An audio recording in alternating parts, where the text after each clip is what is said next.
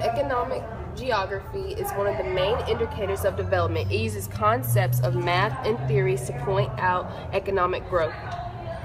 The Industrial Revolution gave economics its jumpstart in development. The Industrial Revolution marked a time in history when factories and mass production occurred for the first time, as well as the use of special machinery. Great Britain, which was the revolution's birthplace, is thought to be its birthplace because of its abundant and natural resources such as coal and steel. The revolution diffused all over the world very rapidly, and while characterized by typically poor working conditions, it had a drastic impact on the world today. International trade has a great impact on the world we live in today, as it is a way that we send and receive globally made goods for our country's own use. There are many different reasons why international trade is so large, the largest being the price of advantages and cheap labor. International trade, while useful, has a variety of types of effects on the economy of the world as a whole. International trade can lead to the deindustrialization of the core states, as well as the increase in maquilados and related, and not be affected by factors such as transportation and distance from natural resources. Footless industries typically need highly skilled workers, have small and easily transportable final products, as well as typically not causing pollution. Some examples of footloose industries are the diamond industry as well as the computer chip industry. Sustainable development. Sustainable development is an approach to resource use and management that meets economic and social needs without compromising the resource for future generations. Sustainable development as a whole is important because it focuses on the environment aspects of development along with social economic ones. Also, sustainable development focuses on resources that aren't harmful to the environment as well as are renewable, so that the resources are available for future use and development. Issues with the conventional development strategies include the depletion of natural resources as well as mass consumption, which is due to the services and manufacturing becoming prominent. One of the key harmful aspects of conventional development is pollution, which causes health issues as well as climate change. Sustainable development also avoids these potential problems by relying on renewable resources such as wind, water, and solar energy. Sustainable development solutions also include green spaces to help regulate air quality and an increase in service-based income instead of manufacturing. Women make up about 43% of the world's agricultural workforce, with sub-Saharan Africa at nearly 80%. Women make up nearly 75% of the service workforce in over 50 countries, with most women acting as home-based workers. Most women have to work on a job as well as tend to their families, run a small personal business, all at the same time. Almost 60% of the developing world's women are working in the informal sector of the economy. Women inequality among countries is measured by using the Gender Inequality Index, or GII, as well as the Gender Empowerment Index, GEM. Typically, women work longer hours than men and on average will make less than men. In the US, for example, a woman can be expected to make 78 cents to every man's dollar.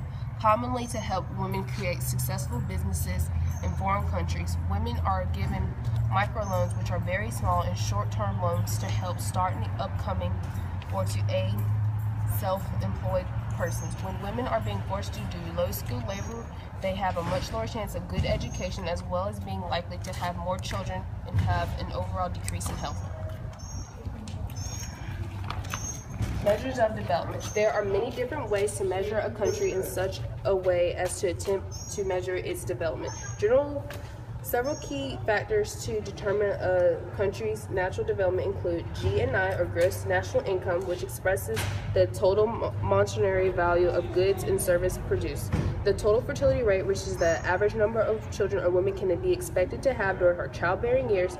The infant mortality rate, which is the number of deaths of infants under 1 year of age per 1,000. The Gender Inequality Index, which is the comparison between women and men, which is specific to inequality. The Human Development Index, the first development measure that includes information about wealth, health, and education of country's people. Also, the multiple uses of economic sectors are a good indicator to a country's development. Growth poles are an area of a country where specific industries bring employees, causing economic growth within the industry as well as the housing market and local economy. Example of growth poles include technology centers, universities, and research triangles. Silicon Valley in California is an example of a growth pole because while it contains the world's largest technology cooperation, it is also ranked first in high-tech jobs or opportunities as well as being one of the highest ranked places to find a technology job. Rostos assumed that countries would pass through a series of stages while their economy was developing.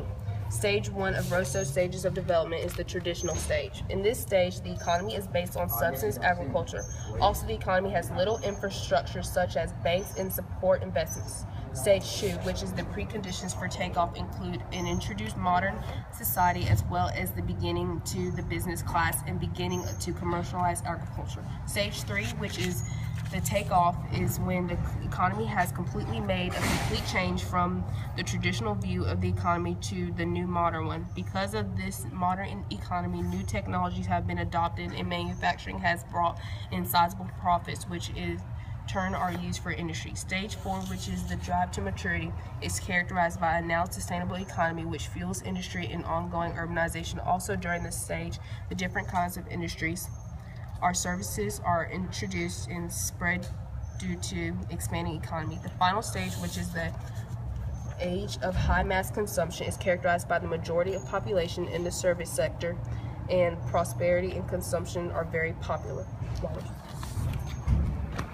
Wallerstein's world systems theory. Wallerstein's world systems theory is a theory that possesses the underdevelopment and dependency are caused due to international capitalism. Capitalism is an economic system in which the distribution and prices of goods and services are determined by private owners to generate profit rather than by state. Global capitalism is the root cause for international division of labor, which consists of 3 tiers: the core states, peripheral regions, and semi-peripheral regions. The core states have access to higher education, technological advances, and also occurring typically in MDCs.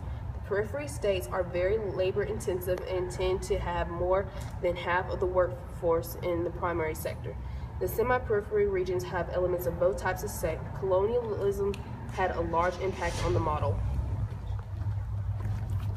Location model. There are many types of location models in association with industry. The least cost theory, which was developed by Alpha Rubber, uses three important factors to determine the location of industry: transportation, labor, and agglomeration.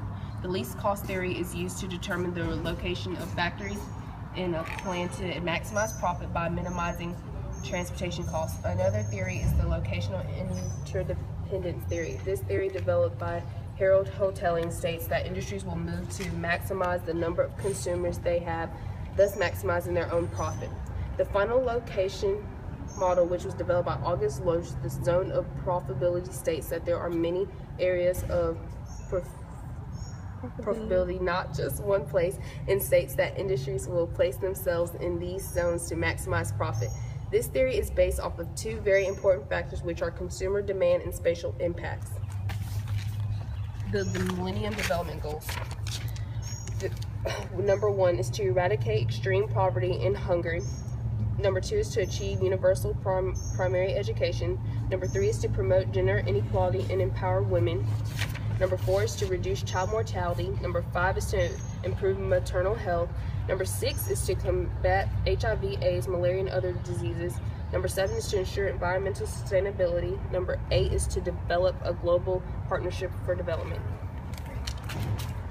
Economic sectors are areas of the economy in which businesses share the same or similar products or services. They are broken down into multiple sectors.